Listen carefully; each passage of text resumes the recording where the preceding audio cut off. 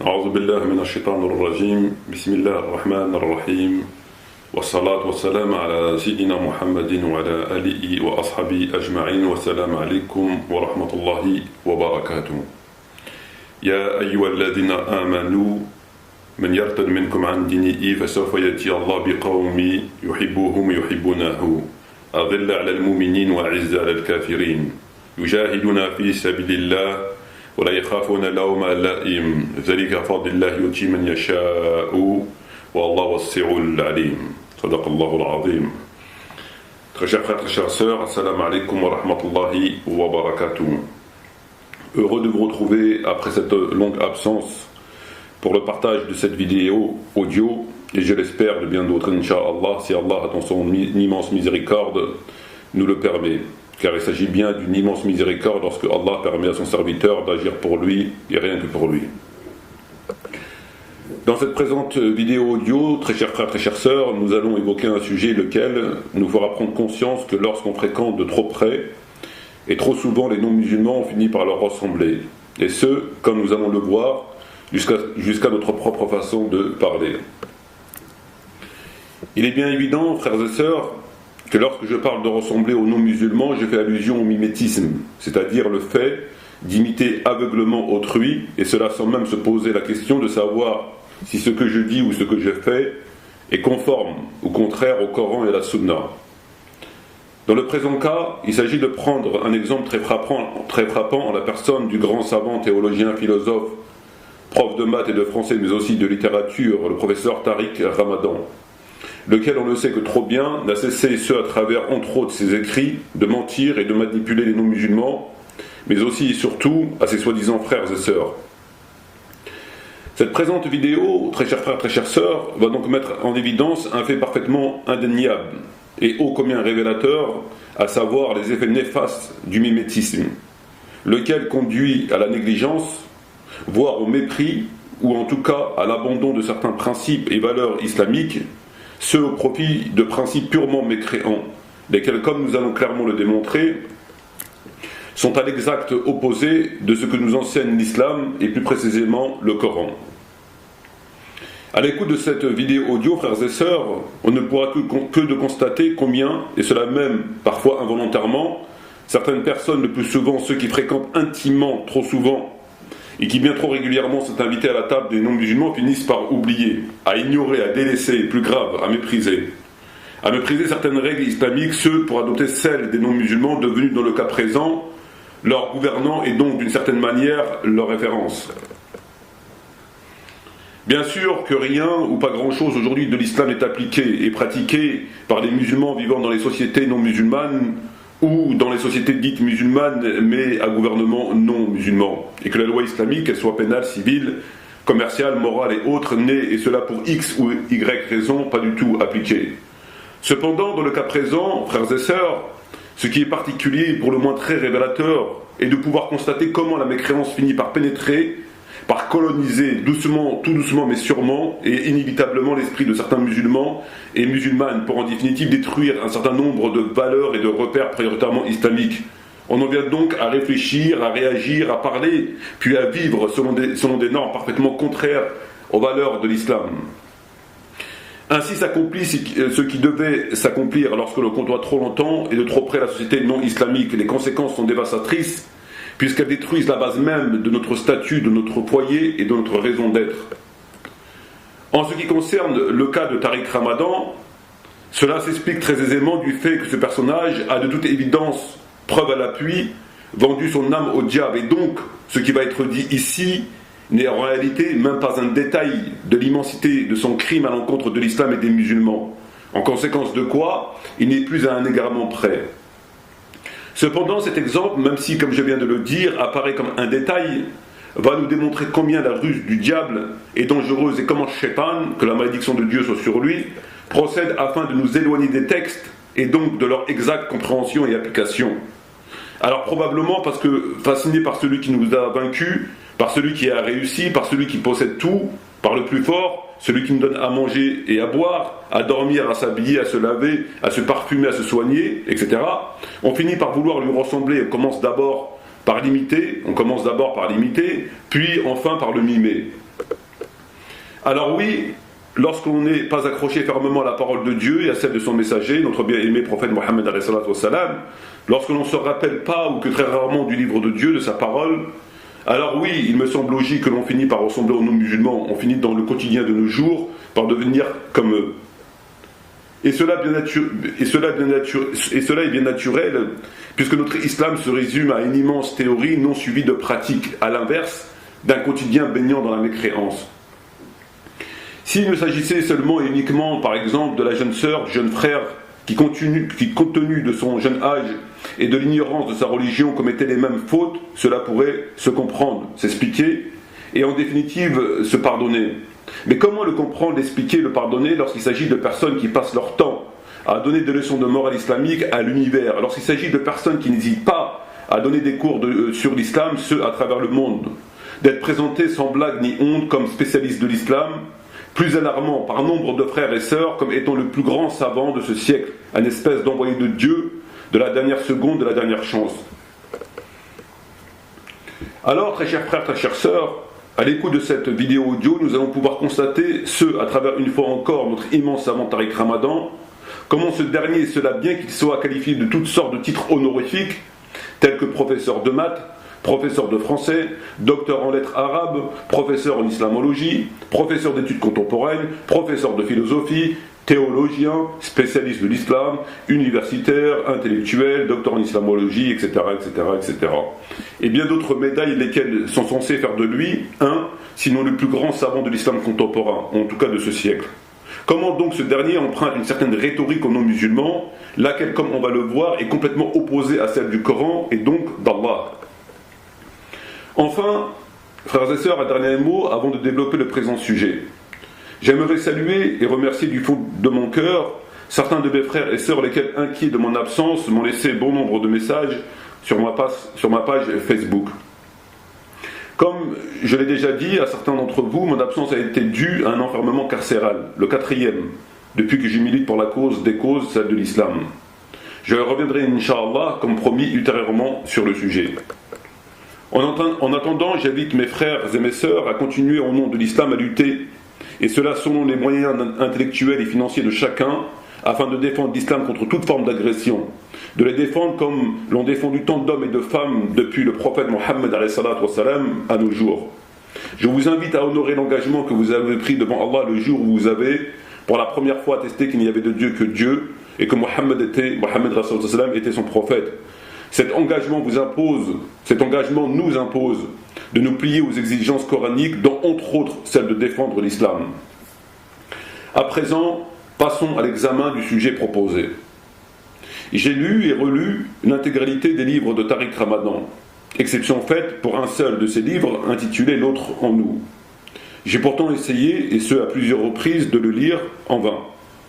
Peut-être que, compte tenu du langage plus que très soutenu du professeur Tariq Ramadan, moi, le petit arabe des bidonvilles, de la banlieue parisienne, est trop bête pour avoir accès à ce genre de discours. Cependant, il est quand même assez étrange que l'on puisse comprendre le langage d'Allah à travers le Coran et celui du prophète à travers les hadiths, mais pas celui de certains hommes parfaitement ordinaires. D'ailleurs, je ne suis pas le seul à ne pas avoir pu lire ce livre, puisqu'en effet, je me souviens que lors d'une émission télévisée, dans laquelle Tariq faisait entre autres la promotion de son livre, une personne présente sur le plateau lui signalait la même remarque, c'est-à-dire son impossibilité de lire son ouvrage, et cela bien que cette personne ne soit ni arabe, ni ne venait d'un quelconque bidonville. Ce qui m'amène donc raisonnablement à penser que peut-être le problème ne vient pas de moi, mais qu'il faille plutôt remettre en question le texte du professeur Tariq Ramadan. En réalité, j'ai pu constater que plus les paroles et les écrits étaient inaccessibles au commun des mortels, plus certains d'entre eux se disaient grosso modo « c'est tellement vrai et intelligent ce que dit cet homme que je n'ai rien compris ». En somme, Mashallah, je n'ai rien compris. Mais revenons au sujet. Donc après avoir lu la quasi-intégralité des livres de Tariq, j'en ai extrait les mensonges, mais aussi les simples erreurs, lesquelles seraient passées inaperçues si elles étaient le fait d'un débutant. Mais provenant d'un prétendu spécialiste de l'islam, elles apparaissent comme une énorme gifle donnée à ceux qui ne cessent de nous affirmer que professeur Tariq Ramadan est un érudit, un savant. En effet, comment pourrait-on alors raisonnablement expliquer qu'un savant, en l'occurrence Tariq Ramadan, fasse de telles erreurs de débutant. Que ce dernier mente et manipule, cela fait partie de son job, pour lequel il est gracieusement payé. Mais qu'il fasse de telles erreurs théologiques, cela prouve, à mon sens, fort bien qu'il n'est rien d'autre qu'une marionnette ignorante entre les mains des ennemis de l'islam. Car si effectivement Tariq est payé pour mentir, il ne l'est aucunement pour se tromper. Que penseriez-vous d'une personne qui se présente comme prof de maths, mais qu'elle ne sache même pas faire une addition ou une soustraction ? Alors, sans l'ombre d'un doute, il a été gonflé par les médias afin de la poser aux musulmans de France et d'ailleurs. Je m'étais proposé de le dégonfler en le défiant en public, cependant il a fui, comme le diable fuit lorsqu'il se sait démasqué. Des mensonges des Tariq, j'ai réalisé 2 livres, à savoir Tariq Ramadan, un imposteur du XXIe siècle, et Tariq Ramadan, l'homosexualité, lequel d'ailleurs m'a valu une plainte de la part d'une association d'homosexuels, puisque j'ai été convoqué par un juge d'instruction à Pontoise, ce durant mon incarcération. Pour ce qui concerne les erreurs de Tariq Ramadan, je les ai à ce jour jamais soulevées. Je le ferai donc, Inch'Allah, bientôt, et par écrit et par vidéo, afin que les gens se rendent bien compte que l'on a affaire à un charlatan, plutôt qu'un, comme le qualifient les médias non musulmans, un spécialiste de l'islam. À travers ces erreurs, frères et sœurs, vous pourrez vous rendre compte que ce que je vous dis ici et ce que je vous ai toujours dit est parfaitement vrai. À présent, je vais soulever un autre aspect de ce personnage, et afin de démontrer comment il n'a pas hésité à adopter une certaine rhétorique, pourtant totalement opposée à celle de l'islam, et cela uniquement dans le but d'être conforme aux normes intellectuelles mécréantes. En voici donc, frères et sœurs, l'explication. Vous avez peut-être pu le constater, une des règles dites de politesse chez les non-musulmans veut que lorsque l'on fait un discours, on mentionne d'abord les femmes et ensuite les hommes. Ainsi, si par exemple vous écoutez l'ouverture d'un journal télévisé ou le discours d'un homme politique, vous pourrez constater ce que je viens de vous dire, à savoir par exemple que vous entendrez « mesdames et messieurs » ou encore « celles et ceux ». Ainsi, cette règle dite de politesse veut que la femme a priorité sur l'homme. Cela fait partie de la politesse, de l'élégance, la civilité, la courtoisie, etc., etc., chez les non-musulmans. La question qui se pose à présent est de savoir si oui ou non cette règle est aussi valable dans l'islam. À lire Tariq Ramadan, oui, puisque à la lecture de ses ouvrages, il agit exactement de la même manière que les non-musulmans. Afin d'illustrer mes propos, voici quelques exemples. J'ai à côté de moi 5 livres de Tariq Ramadan, dont je vais vous citer les passages concernés, lesquels nous prouvent que le professeur Tariq Ramadan agit exactement de la même façon que les non-musulmans, c'est-à-dire qu'il fait passer la femme avant l'homme. Alors pour le premier livre, frères et sœurs, qui est intitulé Islam, la réforme radicale, aux éditions Presse du Châtelet, j'ouvre ce livre et, par exemple, à la page 29 de ce livre, on pourra lire « La musulmane ou le musulman pratiquant s'attacheront à respecter les 10 principes ». Donc, il parle de musulmane et ensuite de musulmans. À la page 53 de ce même livre, on pourra lire ce qui suit, les femmes et les hommes qui ont étudié les sciences expérimentales, etc. Idem. À la page 139, on pourra lire et elle englobe toutes celles et ceux qui accumulent un savoir. Donc pareil, celles et ceux, la femme et ensuite l'homme. Je me rends à la page 225, on pourra lire chez une femme ou un homme en situation irréversible, la mort peut, certes, etc., etc. Donc, il fait passer, là encore, la femme d'abord et ensuite l'homme. Je tourne la page et je continue ma démonstration. À la page 243, on pourra lire « En sciences humaines, et des femmes et des hommes de terrain sont extrêmement utiles ». Idem. Je tourne la page. Je me rends à la page 246, on pourra lire de même « Femmes et hommes doivent apporter ici leur contribution ». Très bien. À la page 271, on pourra lire les femmes et les hommes comme dans le verset. À la page 270, on pourra lire pour parler des femmes et des hommes de la nouvelle communauté de foi. À la page 290, on pourra lire pas aux besoins des femmes et des hommes qui désirent fonder un couple. À la page 291, les femmes et les hommes savants, psychologues et travailleurs sociaux. À la page 295, on pourra lire auxquels font face les femmes et les hommes. Donc voilà, concernant le premier ouvrage. À la lecture de ce premier ouvrage, on a pu constater que Tariq Ramadan fait passer dans la rédaction de son écriture la femme avant l'homme. Tout comme, je l'ai dit et je le répète, les non-musulmans qui considèrent une règle de politesse, de courtoisie, etc. Je prends un second ouvrage intitulé « Faut-il faire taire Tariq Ramadan » aux éditions L'Archipel. Alors, j'ouvre cet ouvrage. À la page 139, je lis « Donner aux femmes et aux hommes le choix d'appartenir ». Par exemple, à la page 211, on pourra lire « Femmes et de l'homme, leur égalité devant Dieu ». Donc le reste des phrases, bien sûr, ne nous intéresse pas. Ce qui est intéressant, c'est de constater ce pourquoi j'ai réalisé la vidéo.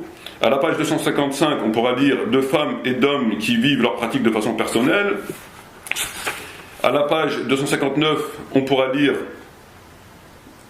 258, on pourra lire « Depuis lors, des femmes et des hommes se sont eux-mêmes appelés, etc. » Donc, je pose ce livre, je reprends un autre livre, lequel est intitulé « Un chemin, une vision », donc aux éditions Tawhid, les sponsors de Tariq Ramadan. À la page 78, on pourra lire « Les musulmanes et les musulmans doivent tenir le discours et agir ». À la page 79, on pourra lire rien à la réalité du quotidien des musulmanes et des musulmans, donc musulmanes et musulmans, féminin et ensuite masculin. À la page 152, on pourra lire « Aux femmes comme aux hommes serait une complicité ». À la page 153, on pourra lire « Femmes et hommes ensemble à une profonde réforme ». Donc là aussi, nous pouvons constater très clairement que le sexe féminin passe avant le sexe masculin. Et enfin, pour le dernier ouvrage, frères et sœurs, intitulé « Mon intime conviction », je l'ouvre à la page 53, on pourra y lire ce qui suit. On trouve les mêmes questionnements parmi les musulmanes et les musulmans.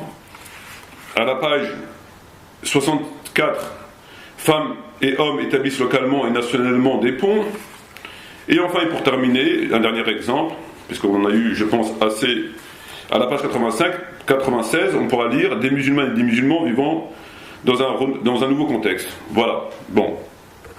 Donc, en conclusion de quoi, frères et sœurs, on a pu constater à travers ces exemples, mais aussi concernant l'intégralité de ces livres, à l'exception de très rares cas où l'on peut considérer qu'il s'agit d'une erreur d'inattention, que Tariq agit exactement de la même manière que les non-musulmans.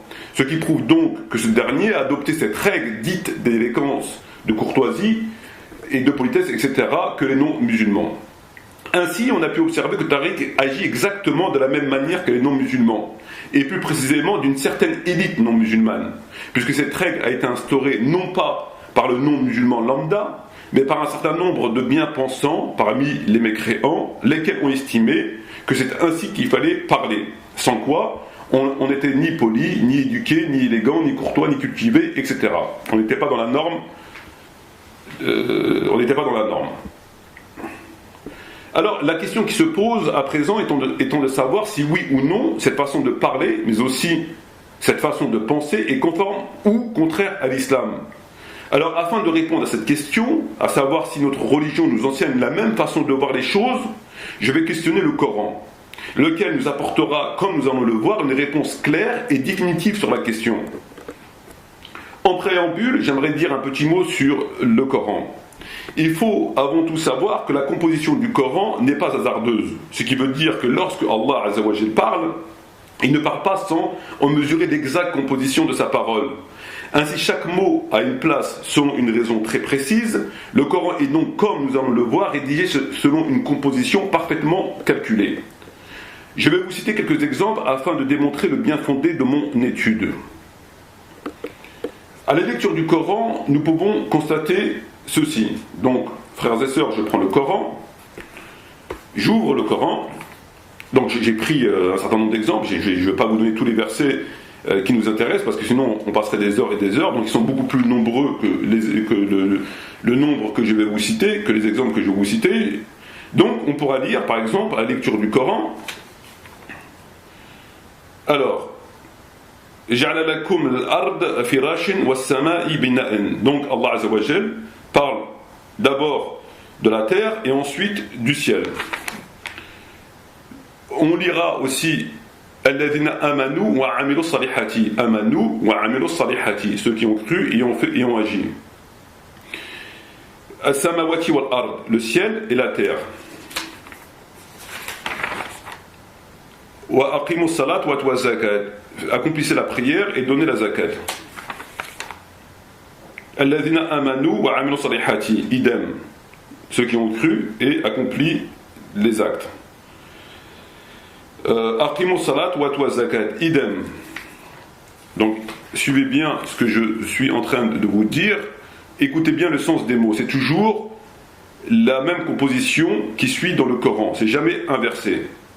Donc on a vu sama wal ard, aqimu salat wa atu zakat, amanu wa amilu salihati, as-samawati wal ard. Donc je continue, fi samawati wal ard, fi samawati wal ard,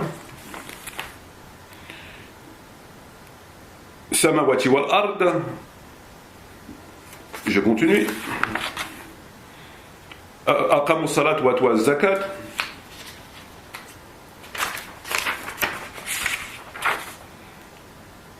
Al-ard wa sama.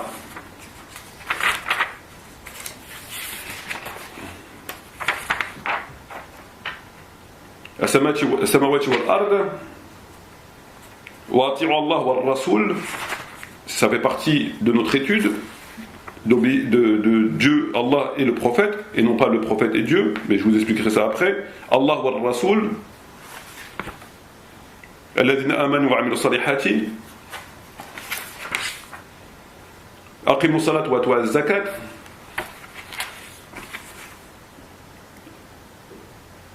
aqimu salat wa atu zakat. Je continue, je tourne les pages de ce الذي خلق السماوات والأرض السماوات والأرض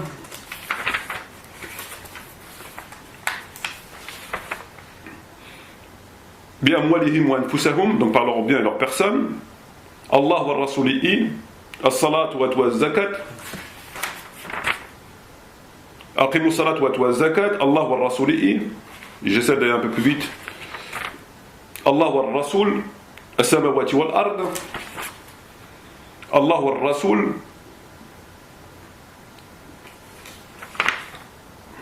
الله والرسول بالله والرسول وجاهدوا بأموالكم وأنفسكم وجاهدوا بأموالكم وأنفسكم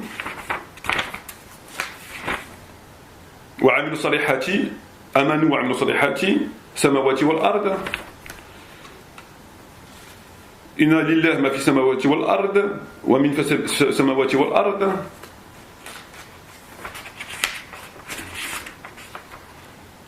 آمنوا وعملوا الصالحات والشمس والقمر. Donc ça fait pareil, ça nous concerne. الشمس والقمر, le soleil et la lune. آمنوا والسماوات وما في الأرض والليل, donc pareil, le ciel et la terre. والشمس والقمر, le soleil et la lune. وجعلنا ليلي والنهار, la nuit et le jour. آمنوا وعملوا الصالحات وعملوا الصالحات آمنوا وعملوا الصالحات.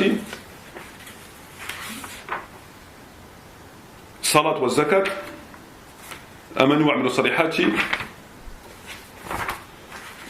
والشمس والقمر وأقيموا الصلاة وآتوا الزكاة آمنوا وعملوا الصالحات.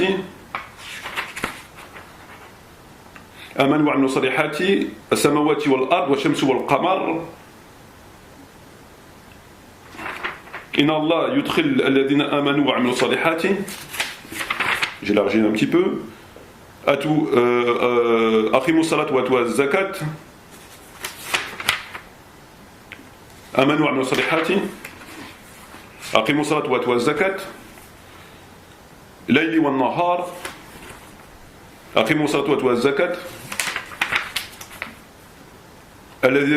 الذين آمنوا بالله والرسول الذي يؤمن بالله والرسول والليل والنهار يولج الليل والنهار الليل والنهار يولج الليل والنهار ليلي نسلخ منه النهار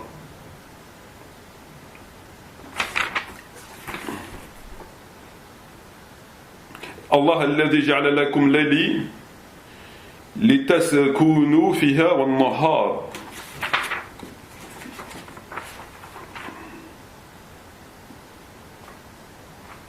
الليل والنهار والشمس والقمر ومن آياته الليل والنهار والشمس والقمر.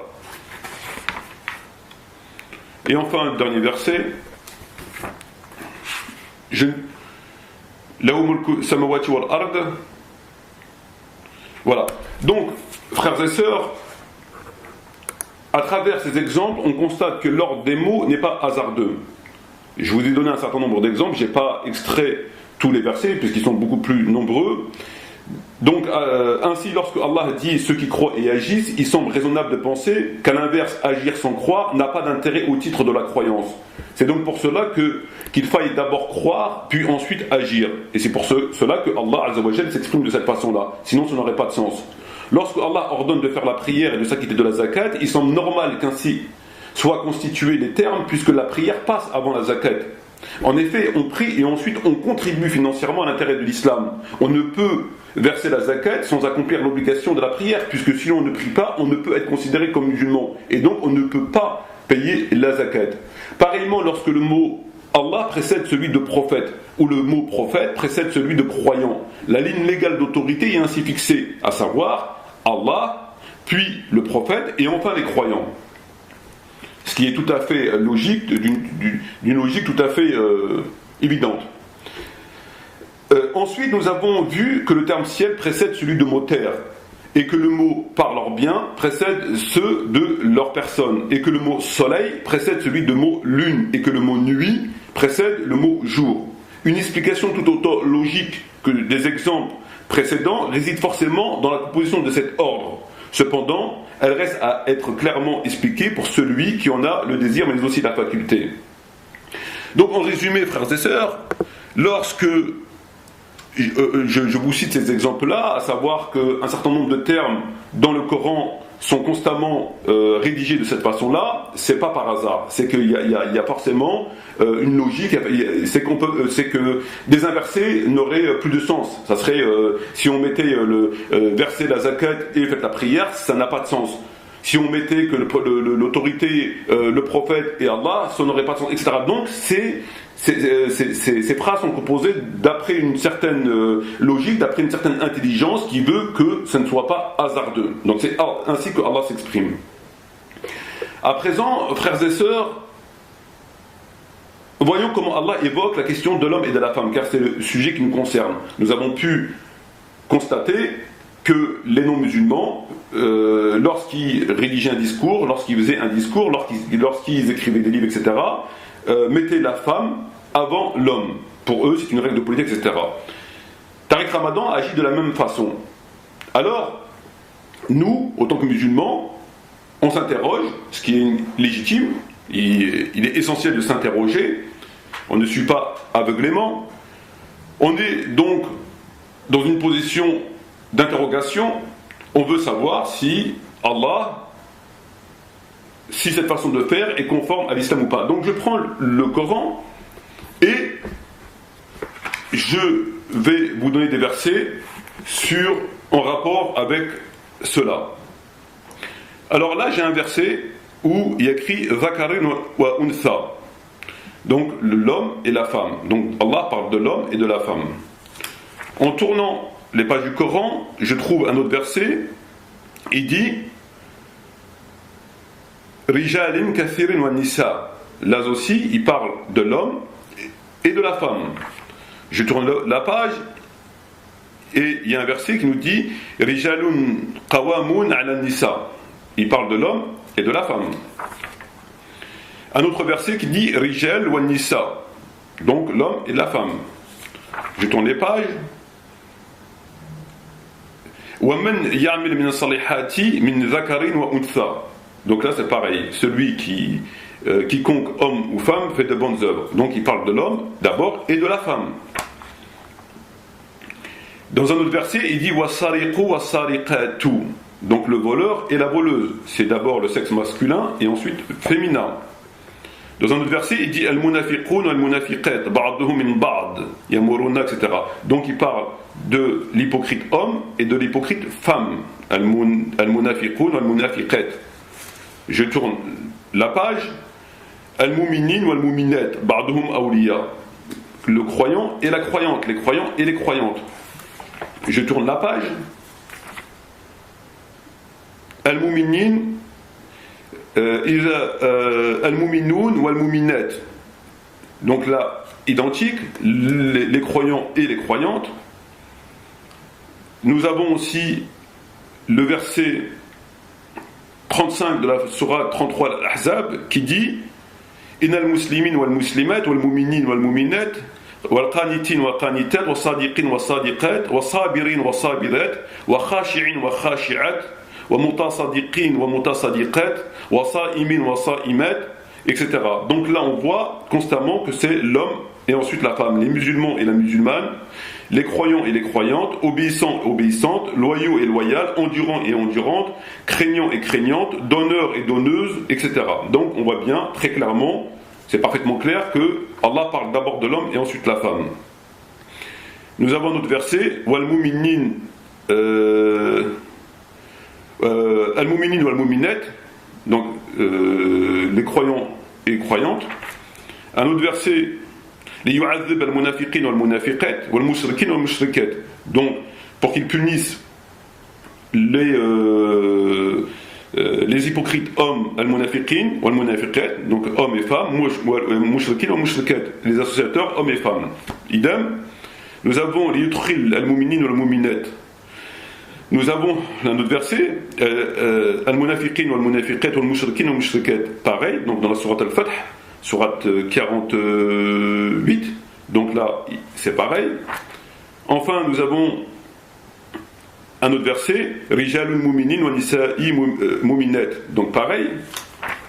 Nous avons un autre verset, Ya ayyuhan nas inna khalaqnakum min dhakara wa untha. Pareil. Donc nous avons créé d'un homme et d'une femme. Et enfin le dernier verset, Yoma yaqulu al-munafiqin wal-munafiqat. Identique. Donc je referme ce Coran et je tire une conclusion de ce que je viens de vous dire. Nous avons pu constater très clairement, frères et sœurs, qu'à la lecture du Coran, donc de la parole de Dieu, Allah s'exprime de cette façon qui est contraire à celle des non-musulmans, mais aussi le Tariq Ramadan, c'est-à-dire qui fait passer le sexe masculin avant le sexe féminin. Donc on constate très, très clairement que contrairement aux non-musulmans, que pour Allah il n'est pas question de donner la priorité à la femme sur l'homme. Ainsi l'ensemble des versets place d'abord le mot homme et ensuite le mot femme. Pouvons-nous alors penser, comme le pensent les non-musulmans, mais aussi Tariq, que ceux qui ne respectent pas leurs règles, donc entre autres Allah, puisque Allah ne respecte pas la règle des non-musulmans, ne sont ni élégants, ni courtois, ni polis, ni civilisés, ni modernes, ni distingués, ni raffinés, etc., etc. Que Dieu nous préserve d'une telle pensée. Alors lorsque Tariq Ramadan mime les non-musulmans, ceux en donnant la priorité à la femme sur l'homme, il ne fait qu'inverser l'ordre de la construction des éléments naturels imposés par Allah le jour où il a créé Adam et Ève.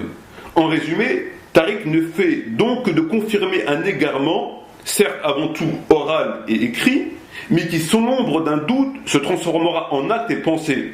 En ce qui me concerne, je considère que le fait de contredire le Coran de cette manière est déjà en soi quelque chose de fort regrettable. Surtout pour quelqu'un qui se fait passer pour un savant. Car c'est un peu comme si on disait verser la zakat et ensuite prier, ou obéissez aux croyants et ensuite aux prophètes, etc. Ce genre de propos ne peut que nous offusquer. Exactement au même titre que doit nous offusquer le fait d'inverser les termes homme et femme, car cela en dit long sur l'état d'esprit du musulman qui agirait ainsi.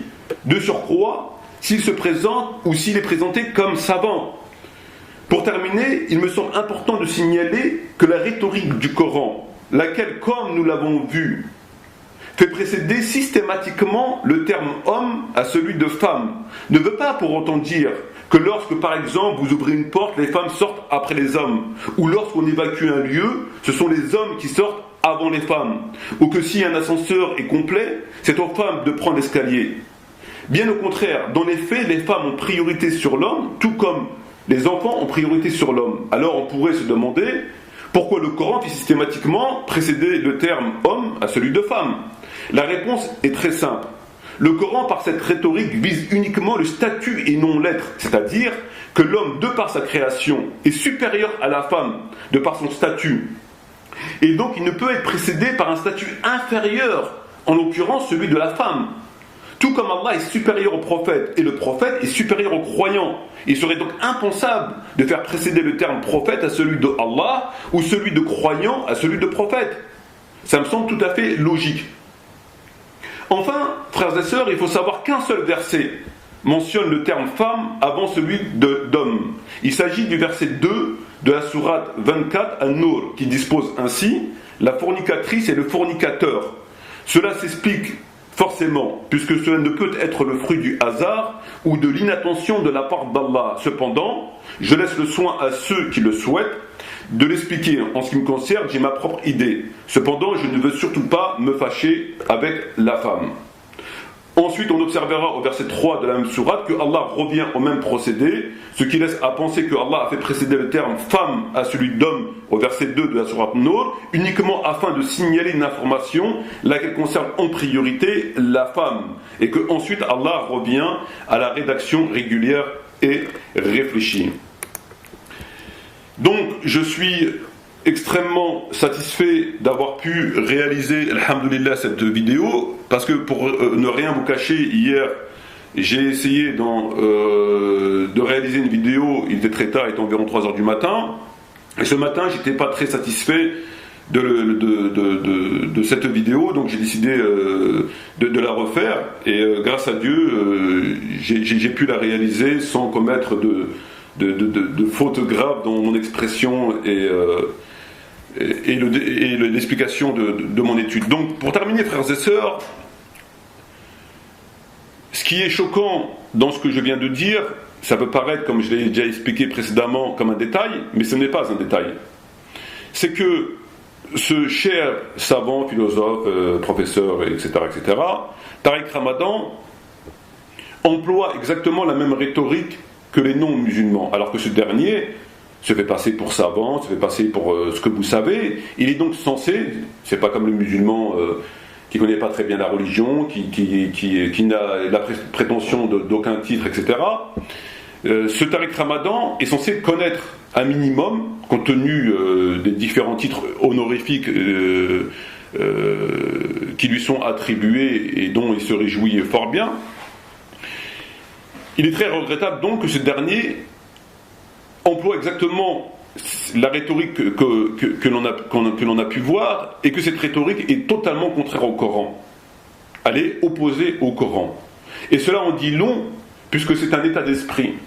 Lorsque on commence à s'exprimer comme ça, de cette manière-là, qu'on emprunte la rhétorique des non-musulmans, laquelle est parfaitement contraire à celle du Coran, à celle du prophète, et qu'on est en contradiction avec le Coran, ça dénote un certain état d'esprit.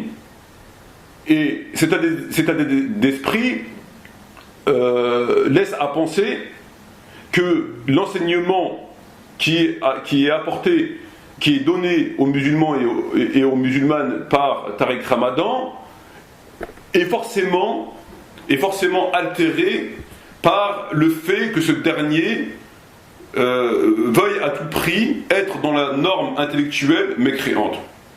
Donc il délaisse l'expression coranique pour avoir une expression comme nous avons pu le voir. Ça en dit très long, surtout lorsqu'on rajoute à cela les mensonges, les manipulations, et bientôt, Inch'Allah, je vous ferai une vidéo dans laquelle je vous démontrerai très clairement, preuve à l'appui, en vous donnant des exemples, comment ce dernier se trompe, mais vraiment, il prend le mur de plein fouet, il dit des choses, ce sont des erreurs et non pas des manipulations, qui sont totalement contraires à ce qui est écrit dans le Coran et dans la Sunna. Pour un soi-disant savant, c'est assez choquant.